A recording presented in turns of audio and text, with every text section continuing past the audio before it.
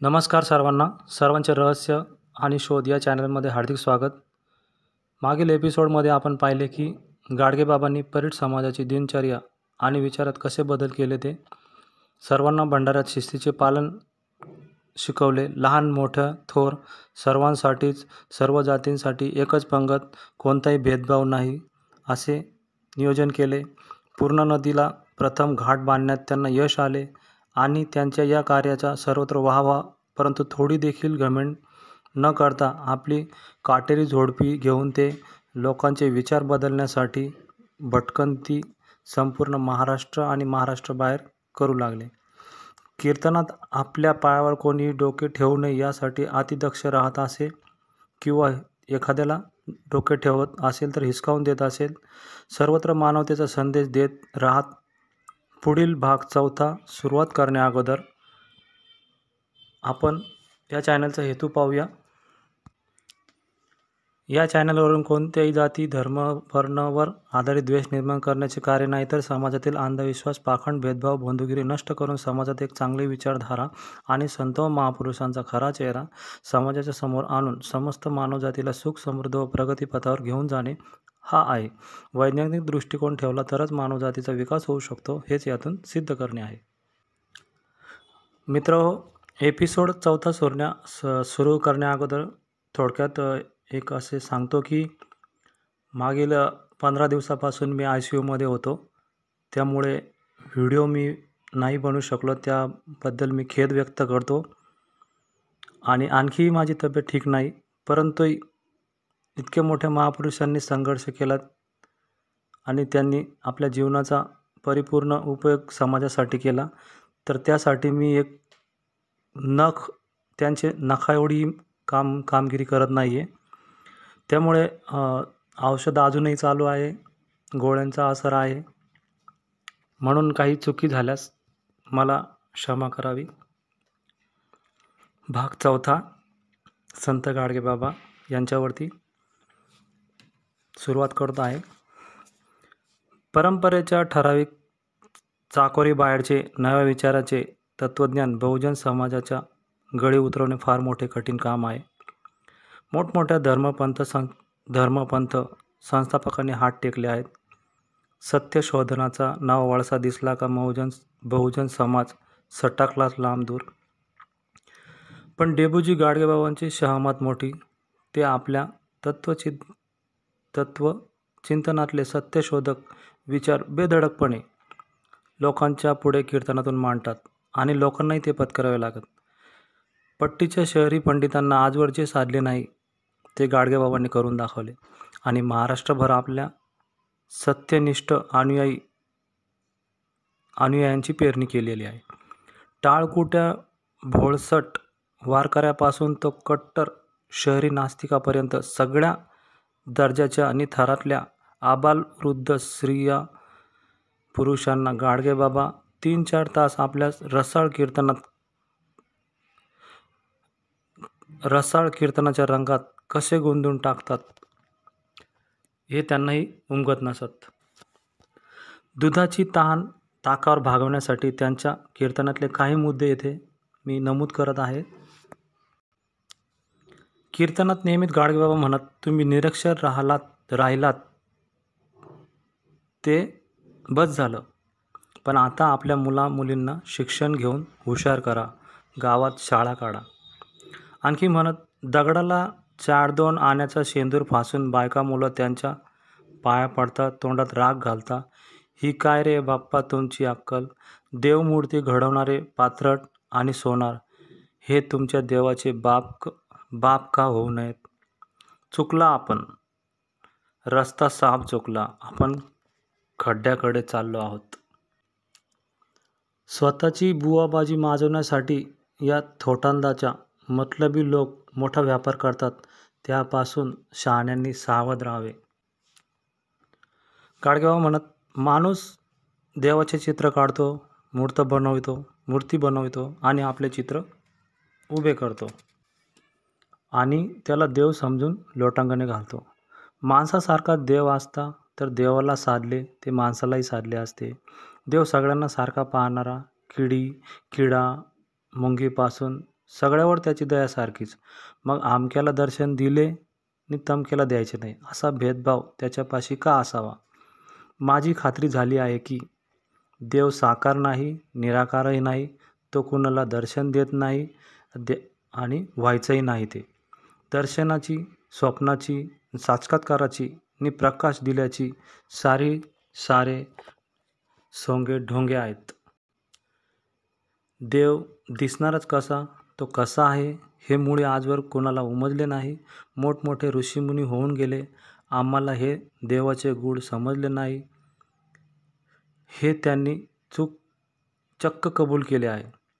तरी या देवदर्शनाच्या आणि साक्षात्काराच्या गप्पा चालूच आहेत. या खोट्या आहेत, या साऱ्या खोट्या आहेत. पुढे आणखी गाडगेबाबा म्हणत, देव अंगात आणण्याच्या कामी पहिला नंबर बायांचा. दोघी चौघी जमल्या, एक ओतकांडी पेटवली, नाकात थोडं धुपट गेलं का झाली नाच्या उडवायला आणि घुमवायला सुरुवात. ज्या बाईच्या अंगात येतं किंवा नवरा हवाचा अंगात येतं, तिचा नवरा हवा चांगला कमख्या मारद्याना. पण हा असतो म्हासाड्या. बाई नाचायला उडायला लागली तर हा दुपट्याचा ऊत घालून तिच्या पुढं नमस्कार घालतो. मग त्या बाईला येतो डबल जोर. ती जोरजोरात नाचायला लागते. याला औषध फार सोपं आहे, पण त्या बाईचा नवरा खरा मर्दाना पाहिजे. आपली बायको लजालज्जा गुंडाळून नाचायला लागली का एका बाजूने जाऊन त्याने तिच्या अशी सज्जड थोबाडीत भिरकून द्यावी. एक थापडीत तिचा घुमारा बंद. शकून सांगणारे, अंगारे धुपारे देणारे, ताईट गंडे दोरे बांधणारे हे घुमारे यांच्या सावलीत सुद्धा जाता कामा नये. यांच्या नादी लागला त्याचे झालेच वाटोळे समजा. बऱ्याच ठिकाणी सत्यनारायण होतं तेव्हा बाबांना आमंत्रण आले की बाबांनी तसे होकार द्यावे, परंतु दर्शनाला कधीच जात नसत, प्रसाद कधीच घेत नसत. आणि जेव्हा पूजाविधी झाल्यावर लगेच आपल्या कीर्तनाच्या माध्यमातून जनजागृती निर्भीडपणे व्यक्त करत. याबद्दल गाडगेबाबा म्हणत, आता हा सत्यनारायणाचा देव कोणी तयार केला आहे? चांगला सोयीस्कर देव आहे बरं का. हा ₹1.25 हवा तो नवस पुरा करतो. ₹1.25 हल्ली मजुरी नाही मिळत काम करण्यासाठी, आणि भेटला तरी एखादा मजूर तो इतक्या चोख काम करेल याची खात्री नाही. पण हा देव ₹1.25 सर्व ऐकतो. अजून पुढे जाऊन बाबा म्हणत, तुम्ही कथा ऐकलीच असेल सत्यनारायणची. त्या कलावती का लीलावती साधूवाण्याची बोट समुद्रात बुडाली, पार रसातळाला गेले. त्या बाईने सत्यनारायणचा प्रसाद खाताच झटकन ती बोट आली पाण्यावर. काय आहे काय नाही देवाचा चमत्कार. गेल्या 2 महायुद्धात इंग्लंड, जर्मनी, फ्रान्स, अमेरिकेच्या शेकडो मोठी जहाजे व बोटी महासागरात बुडाल्या आहेत. पण यांना का नाही सत्यनारायणाची सोपी पद्धत सांगितली? बंदरावर मोठी सत्यनारायण केली असती, त्याचा प्रसाद सगळ्यांनी खाताच सर्व जहाजे व बोटी बाहेर आल्या असत्या. बाबा म्हणत, बाप्पा हो, माझी पैज आहे, ₹1,00,00,000 रोख देतो. सत्यनारायण करून समुद्रातील बोट बाहेर आणून दाखवावी. आणि नाही झाले तर हा लबाडीचा धंदा आहे, त्याच्या नादी लागू नका. कीर्तनात गाडगेबाबा नेहमीच म्हणत, हे पहा बाप्पाओ, पैशा आड्यानं आणि फुले आणि फळांनी देवाशी चाललेला आपला हा व्यापार मूर्खपणाचा आहे. पैसा फळे देवापुढे ठेवून जरा मुकाट्याने खिडकीतून गुपचूप पहा. पैसे लावील पुजारी आपल्या कडसरीला आणि फळावर पडेल त्यांच्या मुलामुलींची धाड. देव भाव भक्तीशिवाय कशाचाही भुकेला नाही. म्हणून बाप्पाओ, देवापुढे पैसा अडका, फुले फळे ठेवू नका, देवाला नवस करू नका, केला असेल तर तो देऊ नका. देव आजवर कुणाच्या नवसाला पावला नाही, आज पावत नाही, पुढेही पावणार नाही. देवाला नवस देणारे घेणारे व्यापारी सावकार तुम्ही बनू नका. आणि मध्येच तुकोबारायांचे एखादे वाक्य म्हणत, नवसे कन्या पुत्र होती, मग का करणे लागे पती. बाबा नेहमी म्हणत, तीर्थक्षेत्र, जत्रा, यात्रा ही सारी भोळ्या भाबड्या लोकांना लोबाडण्याची लफंग्यांनी तयार केलेली भूलभुलैयाची दुकाने आहेत. सापळे आहेत. ते तिथे देव नसतो, देवभक्ती नसते, काही नसते. तीर्थक्षेत्री गेले आणि दाढी मिशा बोळून आले तरी अडाणीपणा जाणार नाही आणि कर्माच्या कटकटी मिटणार नाहीत. म्हणून बाबांनो, सावध व्हा. गाडगेबाबांच्या भोवती शेकडो विरक्त अनुयायी, निष्ठावंत भक्त आणि चाहते, श्रीमंत, दाते यांचा भरगच वेढा पडलेला असतानाही बाबा त्या सर्वांपासून अगदी अलग, भिन्न, दूर, अलिप्त आणि अक्षरशः एकटे राहत. स्वतःसाठी निवाऱ्यापुरती टिचभर जागा ठेवायची नाही. तिथे मठ, पीठ, मंदिर यांचा कसा टिकाव लागणार? वाटेल तिकडे स्वतंत्र संचार करावा, कीर्तनांनी लोकांचा हितोपदेश सांगावा, मिळेल ती ओली कोरडी भाकरी खावी आणि कोणत्याही गावी एक दिवसभर चुकूनही न राहता भ्रमंतीचा गती अखंड चालू ठेवावी. विसाव्यासाठी सरळ अरण्यात पत्करावा.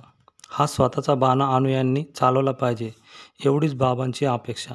त्यांच्या मनात कोणाविषयी मोह, माया अथवा कधीच निर्माण झाली नाही. अगदी त्यांच्या आवडत्या अशा कीर्तनकारांविषयी नाही. विरक्तीच्या मार्गावरून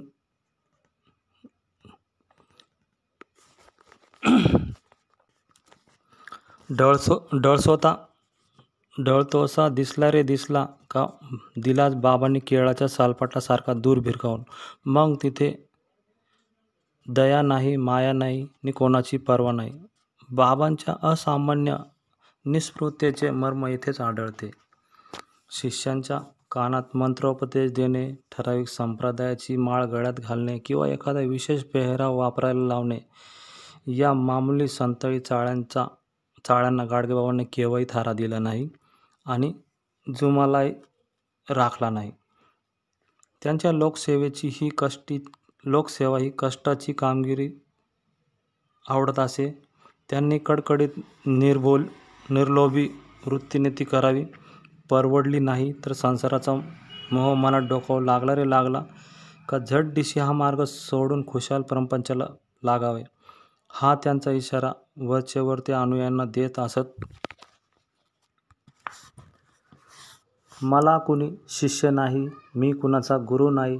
स्वयंप्रेरणेने प्रपंचाचा मोह टाकून जे कोणी निरश्चेने आणि निर्लोभी वृत्तीने दिनोदराच्या आणि अडाणी जनतेला देवधर्माविषयीचे खरे ज्ञान देऊन त्यांना कर्तबगार बनवण्याच्या कामात तल्लीतीने झगडत असून माझ्या मागे टिकून राहिलेत ते सारे माझ्या अनंत जन्माचे गुरूच आहेत. त्यांच्या आसपासच्या कार्यकर्त्यात ब्राह्मणापासून तो थेट महार मांगापर्यंत सर्वच जमातीचे कीर्तनकार, भजनी, लोकसेवक आणि त्यांची संचारी प्रचारक यांचा सरमिसळ भरणार झालेला आहे. कोण कोटचा आणि कोणत्या जातीचा हा भेदच उगमायचा नाही. भेदातील बंधुभावाचे इतके कौतुकास्पद उदाहरण उभ्या भारतखंडात एकही संघटनेत आढळणार नाही. जर एखाद्याने विचारलेच की बाबा तुमच्यासाठी आम्ही काय करावे, तर बाबा म्हणायचे, माझ्यासाठी मला कशाचीच काही गरज नाही.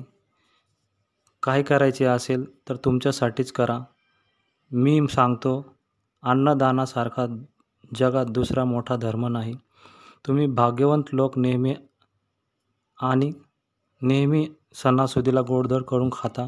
बाबांनो, जरा स्वभावावर नजर टाका. शेकडो हजारो लोक आंधळे पांगळे, लुळे लंगडे, महारोगी गावोगाव मुंग्यांच्या वारुळ्यासारखे वळवळतायत. उष्ट्या माशावर कशी तरी पोटाची खाज भरतायत. तुमच्या कामायतीत नाही का हो बाबांनो त्यांचा काही हक्क? त्या आपल्या अभागी भाऊ बहिणींना सन्मानाने पाचारून वर्षातून एकदा तरी एखाद्या जत्रेच्या प्रसंगी गोडधोडाचे जेवण घालण्याची वहिवाट ठेवाल तर देवाला तोच खरा निवेद, तीच खरी भक्ती, तीच खरी महापूजा, असे गाडगेबाबा म्हणत. आजची ही एपिसोड खूपच महत्त्वाची होती. ती तुम्ही पुन्हा एकदा ऐका आणि माझ्याकडून काही चुकी झाली असल्यास मला क्षमा करा. मंडळी, आजच्या पुरते एवढेच सांगून रजा घेतो. पुन्हा भेटू. गाडगेबाबाची काही उरलेली माहिती तुमच्यासमोर घेऊन येईल. माहिती आवडत असेल तर कमेंट करून सबस्क्राईब करायला विसरू नका. धन्यवाद.